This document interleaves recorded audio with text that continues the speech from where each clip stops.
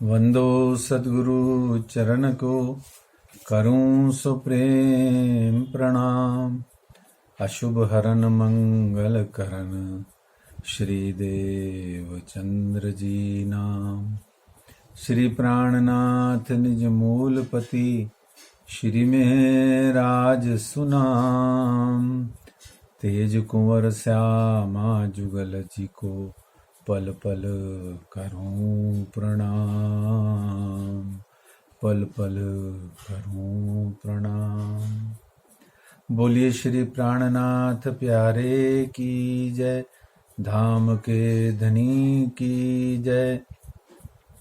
श्री कृष्ण कन्हैया लाल की जय, श्री श्यामा महारानी जी की जय, श्री सद्गुरु महाराज की जय, सर्व सुंदर साथ की जय।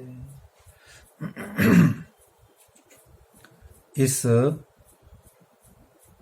नवीन शैली की शिक्षणात्मक चर्चा कथा श्री निजानंद संप्रदाय, श्री कृष्ण प्रणामी संप्रदाय के उपास्य ग्रंथ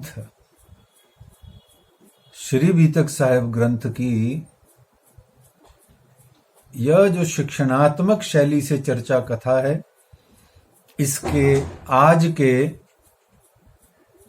28 मार्च के सन 2024 के सत्र में हमने अब तक अनेकानेक बिंदुओं पर, शीर्षकों पर, बातों पर, सिद्धांतों पर और बहुत सारे कॉन्सेप्ट्स पर, प्रिंसिपल्स, मेथड्स पर हमने अब तक थोड़ी थोड़ी प्रारंभिक स्तर पर बातें करी। उन सब बिंदुओं का नाम वो हम कल एक पीडीएफ फाइल में आपको देंगे।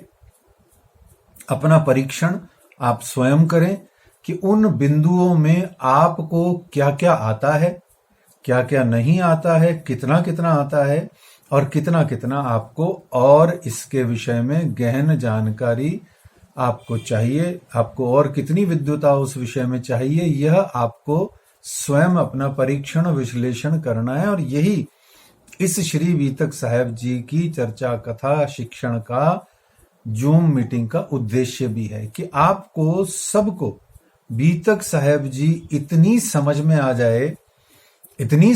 जाए कि बस आप स्वयं ही बीतक साहब जी की चर्चा कथा करने योग्य हो जाएं, भले ही आप करें या ना करें। लेकिन श्रवण का भी आनंद है।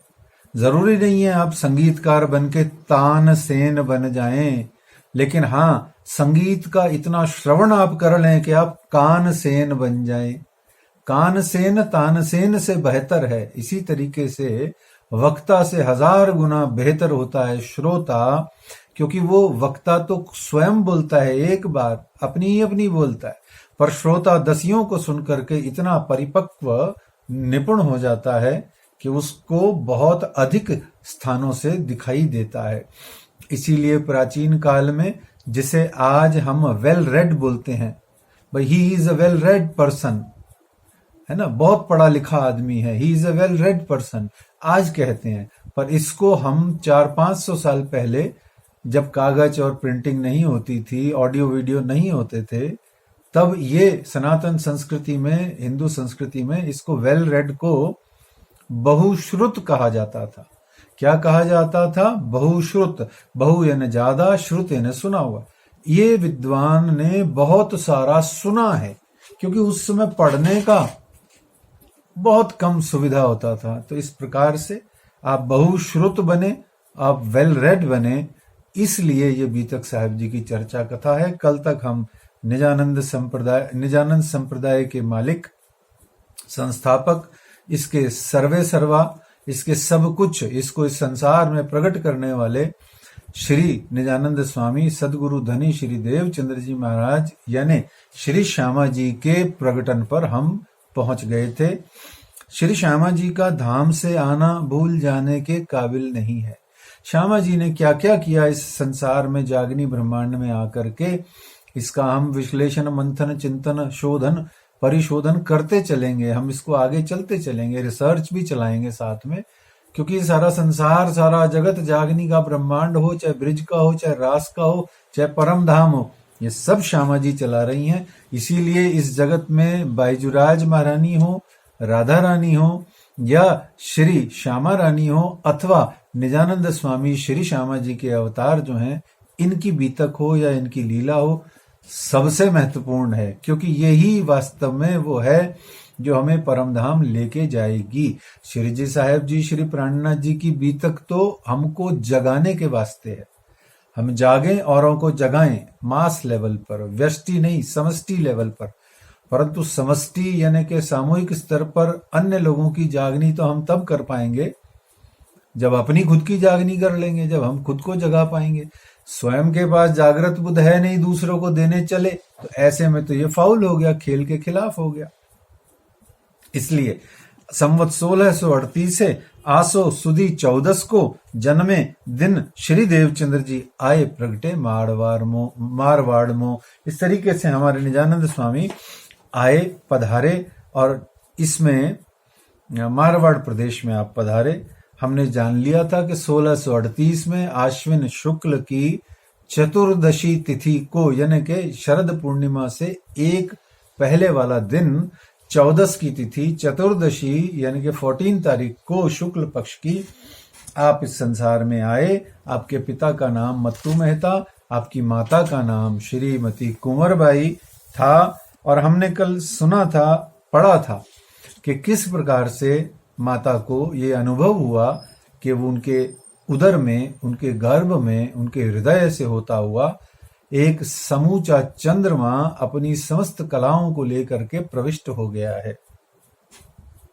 ऐसा जब उन्होंने देखा, सुना, तो उन्होंने ज्योतिषों के कहने के आधार पर जाति स्मरण बोध के लिए स्वयं को ध्यान अवस्था में केंद्रित किया। प्राचीन काल में और आज भी जाति स्मरण बोध नाम की एक पद्धति है।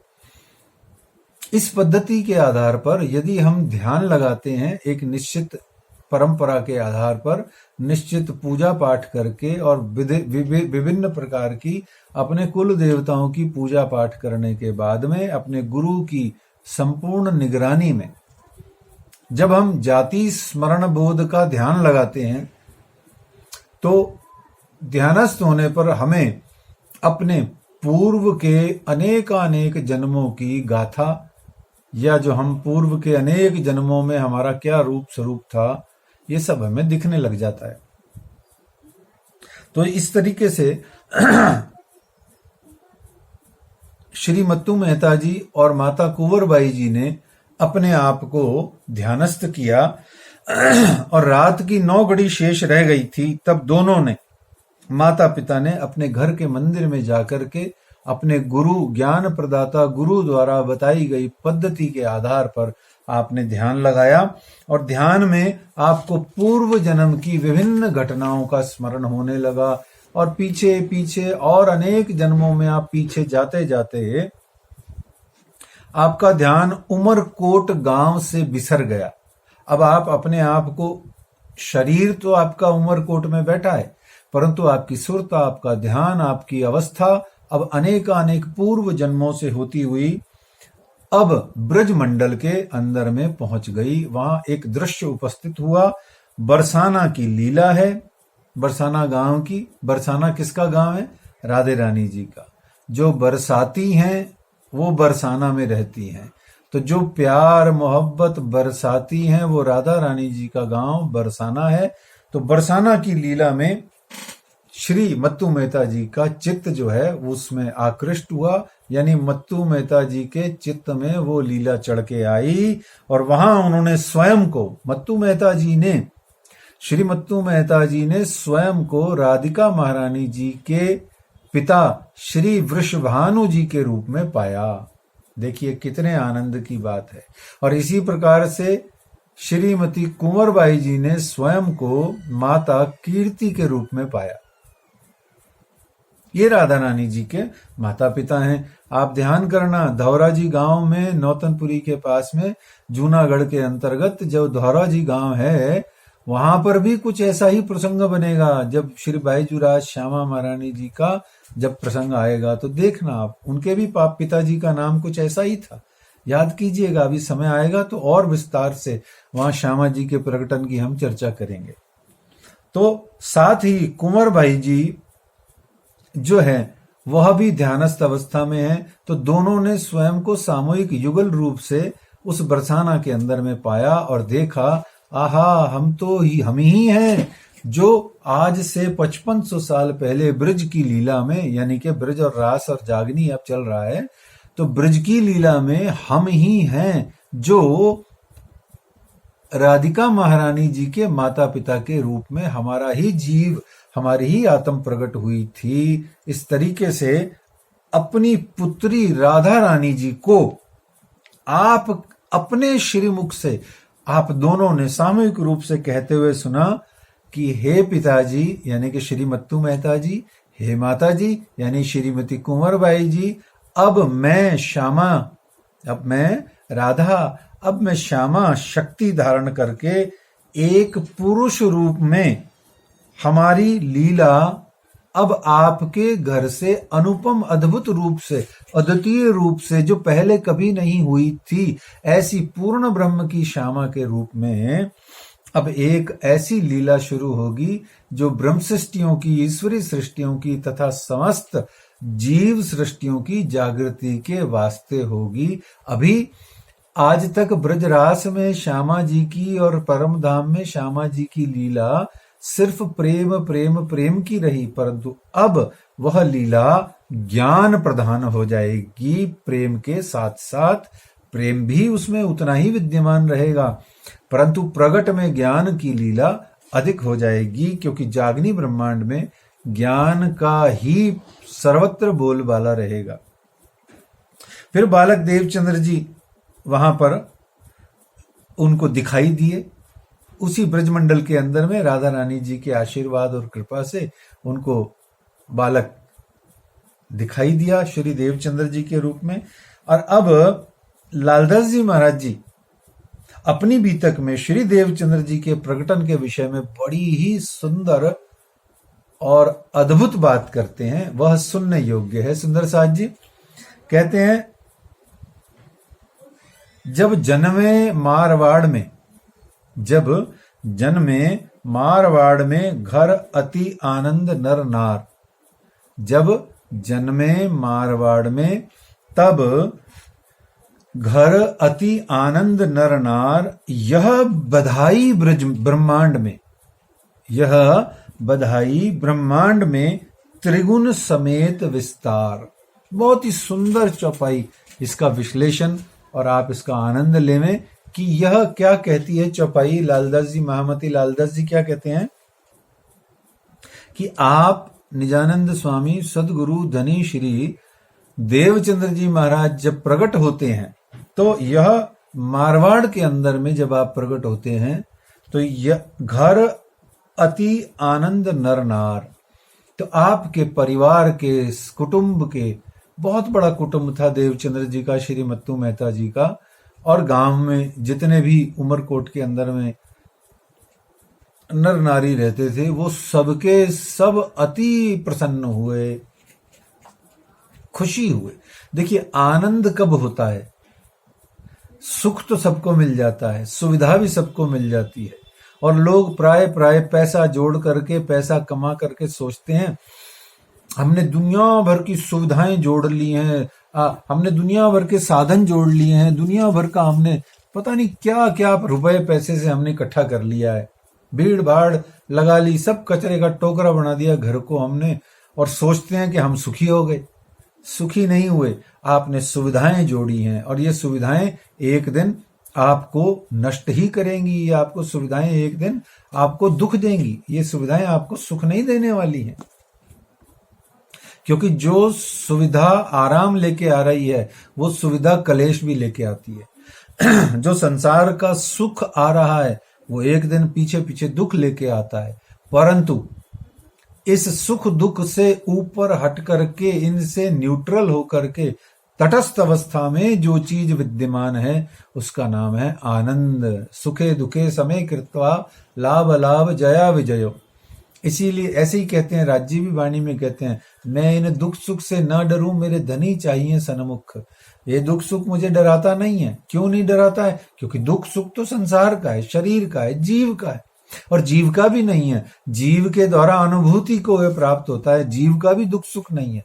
दुख सुख तो सिर्फ प्रारब्ध वश इस शरीर का ही है। शरीर के अतिरिक्त दुख सुख कहीं भी नहीं जाता है।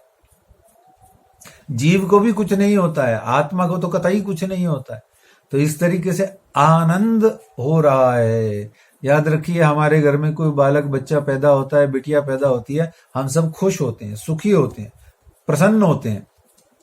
आनंदित नहीं हो सकते हैं। आनंदित तो तब होंगे जब हमने उस बेटा या बिटिया को परमात्मा की देन माना हो, परमात्मा का कृपा मान करके उनके चरणों में उसको समर्पित करके अपने पूरे घर के प्रत्येक पार्टी कार्यक्रम आयोजन प्रयोजन को परमात्मा का ही बनाया हो, चाहे सत्संग करा करके, चाहे पाठ पूजा करके, चाहे पारायण करके, चाहे कथा चर्चा करा के, चाहे गुरुजन संत जन को अपने घर पधरा करके। एनी हाउ, यदि हमने उस बालक या उस बालिका के जन्म को परमात्मा से सन्नद्ध कर दिया पूर्ण रूप से, नहीं कोई केक काटा, नहीं कोई पार्टियां करी, न कोई हुआ हल्ला गुल्ला ऑर्केस्ट्रा फॉर्केस्ट्रा किया, तब जाकर के आनंद आएगा। नहीं तो सुख ही होएगा, प्रसन्नता ही आने वाली है। यू विल बी मतलब फील प्लेजर, आपको अच्छा लगेगा। बट ब्लिस स्टेज पर आना, ब्लिस यानी डिवाइन को प्राप्त करने के लिए डिविनिटी चाहिए, आनंद को प्राप्त करना है। तो ऐसे निजानंद स्वामी श्री देवचंद्र जी महाराज के प्रकटन पर सब आनंदित हुए। इस आनंद को समझ लिया तो आपको खुद को समझ में आ जाएगा कि सद चिद आनंद में जो आनंद स्वरूपा श्री श्यामा जी हैं वो क्या हैं। बोले संसार के सुख दुख से और संसार की इस सापेक्ष अवस्था के इस आने जाने, ऊंचा नीचा, काला गोरा, चिट्टा, आड़ा तिरछा, ऊपर नीचे, ये जो अवस्थाएं हैं जो तुलनात्मक हैं, इन सब से ऊंची तटस्थ अवस्था में जो है उनका नाम है श्यामा शक्ति। आनंद समझ में ही तब आएगा, और वो आनंद ही परमात्मा है। तो उन्हीं आनंद की आप अंगनाएं भी हो। श्यामा जी आनंद का स्वरूप है, तो आप उन आनंद की अंगनाएं हो। श्री श्यामा जी ना अंग हो सुंदर साथ। और ये श्यामा ही आपको ज्ञान प्रदान करने वाले गुरु के रूप में आपके सामने बैठी होती हैं। और जब आप वाणी बीतक का अध्ययन मनन चिंतन एकांत में स्वयं कर रहे हैं, तो वो श्यामा जी ही आकर के आपके हृदय में बैठ करके आपको समस्त धर्म ग्रंथों, शास्त्रों के, वेद पुराण के, उपनिषदों के वाणी बीतक के अर्थों को आप ही के भीतर में स्वयं खोलती रहती हैं। इनको श्यामा स्वरूप कहा गया। इसीलिए श्यामा जी ही हमारी सदगुरु हैं। सदगुरु मेरा श्याम जी और सदगुरु मेरा सदगुरु ब्रह्मानंद हैं। तो इस तरीके से ये जो अक्षरातीत राज्य और श्यामा जी हैं, श्री राधा कृष्ण जी हैं, यही हमारे सदगुरु हैं। इसीलिए और जगह भी कहा गया श्री कृष्णम वंदे जगत गुरुम, सारे जगत के गुरु श्री कृष्ण हैं। तो इस तरीके से जब जन्मे मारवाड़ में घर अति आनंद नर नार, सब जन आनंद में है। अच्छा, यहां नर नार भी कहा गया।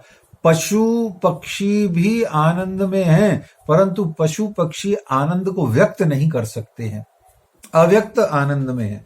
पर नर नारियों की क्षमता है, परमात्मा ने दी है उनको, तुम अपने आनंद को व्यक्त भी कर सकते हो। इसलिए नरनार शब्द का प्रयोग आया। और यह बधाई ब्रह्मांड में, अब सारे 14 लोक ब्रह्मांड के नानाविध देवी देवता, त्रिगुण त्रिदेवा, सभी जितने भी क्षर ब्रह्मांड के जितने भी देवी देवता अधिपति आदि बताए गए, त्रिगुण समेत विस्तार, यानी त्रिगुण के जितने भी विस्तृत क्षेत्र में जितने भी भगवान देवी देवता आते हैं, वो सबके सब बधाई गा रहे हैं, पुष्प वृष्टि कर रहे हैं, पुष्पों की वर्षा कर रहे हैं, और सारे जने प्रसन्न हो रहे हैं कि अब यह आ गए हैं निजानंद स्वामी श्री श्यामा जी। अब इस जगत के अंदर में प्रेम का विस्तार होगा, प्रेम का यहाँ पर संचार होगा और इस जगत की अज्ञानता नष्ट होकर के सारा जगत अब एक स्वरूप को प्राप्त होने वाला है। प्रेम के ही धागे में ये बिखरे हुए जितने भी संसार के ब्रह्मात्माएं हैं, ईश्वरी सृष्ट हैं, जीव सृष्ट हैं, ये सब अब एक ही धागे में पिरो दिए जाने वाले हैं। इसलिए सब जने प्रसन्न हैं। और देखिए, कभी जीवन में यहां बात चली है तो बता दिया जाए कि किसी भी देवी देवता, किसी भी संप्रदाय के कोई भी संत गुरुजन का कभी निरादर नहीं करना चाहिए, कभी उनको उपेक्षित नहीं करना चाहिए, उनको छोटा बड़ा कह करके या उनको ऐसा कह के वैसा कह के। सुंदर साथ जी, कभी पाप का भागी नहीं बनना है, सबको साथ लेके चलना है, सबको गले लगा के चलना है। न जानो इन झुंड में कौन सुहागिन होए। अच्छा, हम ठुकरा रहे हैं, हमें पता है कि हम सुहागिन हैं, विचार तो करके देखो। अच्छा, जो ठुकराने वाला होता है वो सुहागिन का लक्षण होता है? यदि ठुकरा रहे हो, यदि अपना नहीं रहे हो, तो आप सुहागिन हो या नहीं, विचार करो। इस तरीके से प्यारे सुंदर साथ जी विचार कीजिए। तो ब्रह्मांड के अंदर में जब निजानंद स्वामी के आने पर देवी देवता सभी प्रसन्न हो रहे हैं, एक दूसरे को बधाइयां कह कह के गा गा के सुना रहे हैं।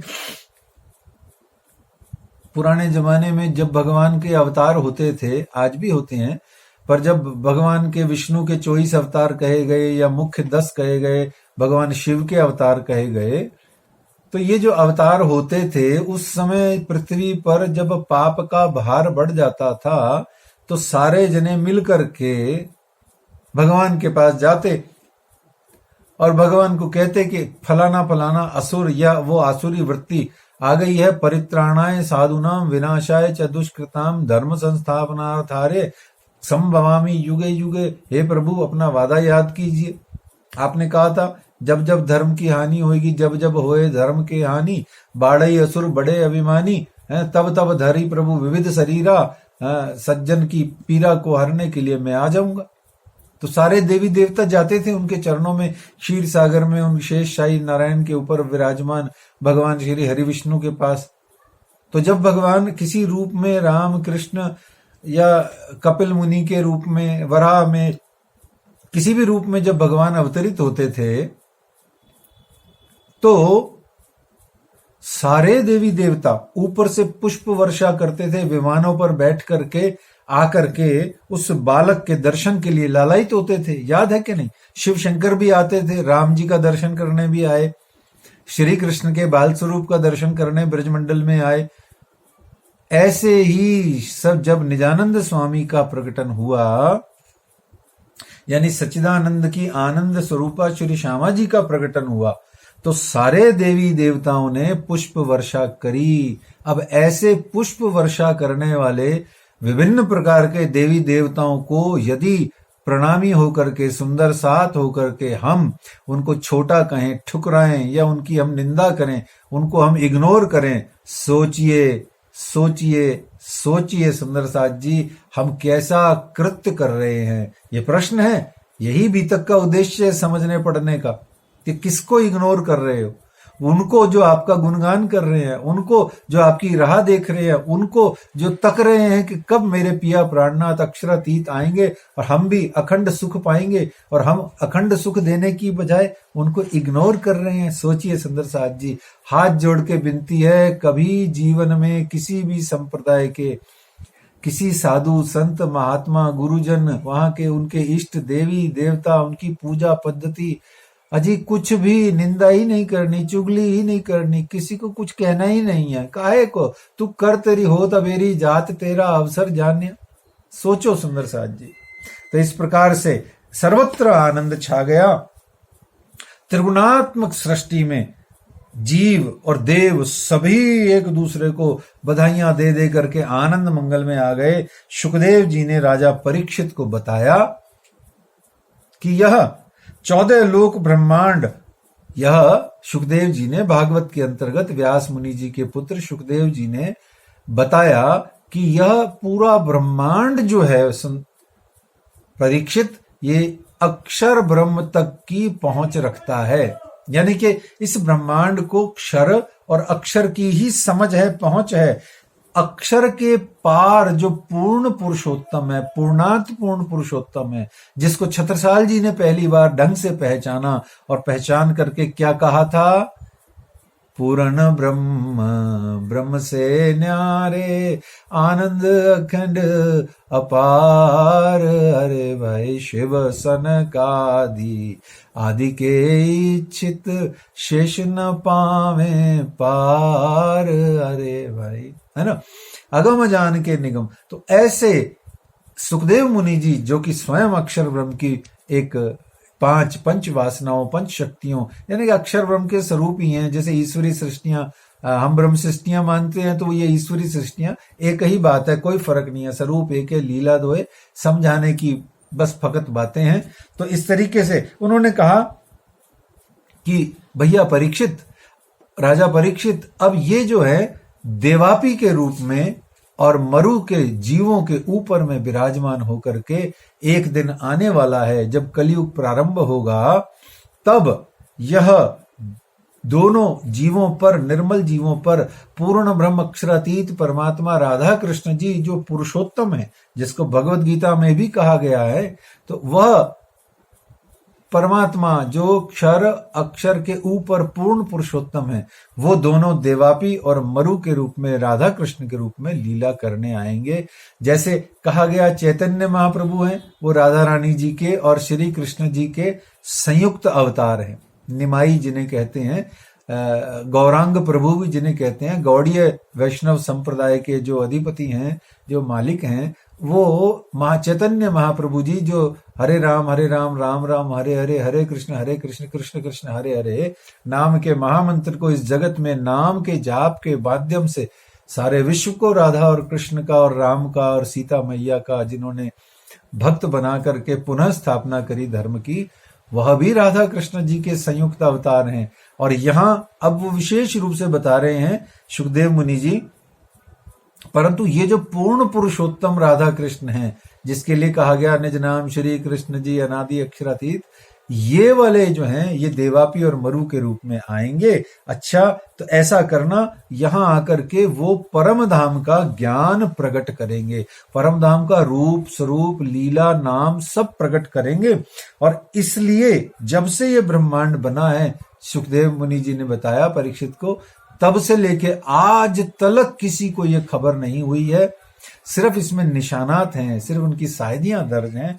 और इस्लाम के कुरान ग्रंथ में भी कहीं कहीं ये सब बातें बहुत सारी अच्छी है, जिसको मयाराज कहा गया, मयाराज का मजकूर कहा गया, और वहां पर जाकर के उनको थोड़ा बहुत जो भी अनुभूति हुआ, दिव्य अनुभूति हुआ वहां परम धाम का, जिसका वर्णन हमारे श्री कुलजम स्वरूप साहब के अंतर्गत मिलता है।